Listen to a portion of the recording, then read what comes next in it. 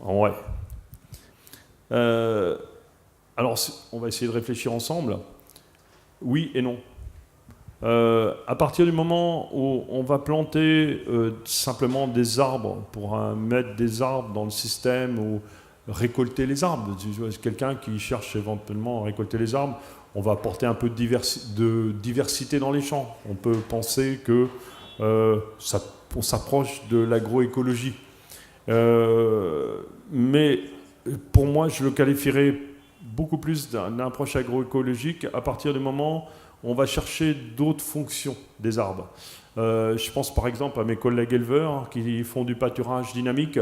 On va séparer par des allées et replanter les arbres dans les allées, comme on plantait en Normandie des pommiers, pour utiliser ces allées-là à la fois pour faire parce qu'ils sont sur des linéaires qu'on est obligé d'avoir parce qu'on veut faire du pâturage dynamique.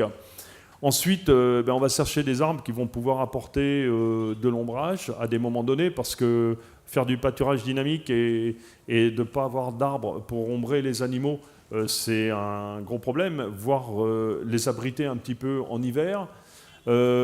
Et puis, on va également pouvoir être ponctuellement une source de fourrage. Il se faisait couramment dans certaines régions l'abattage de certaines branches basses de frênes et tout ça. Au lieu de les élaguer en hiver, on les élaguait au mois de septembre et ça fait un peu de complément fourragé et les animaux adoraient.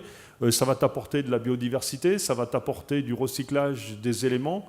Oui, vu comme ça, on va être dans un processus agroécologique génial, mais simplement des arbres pour faire de l'agroforesterie parce que c'est un peu à la mode et c'est quelque chose qui est bien. Non, il faut que ce soit intégré dans un processus global.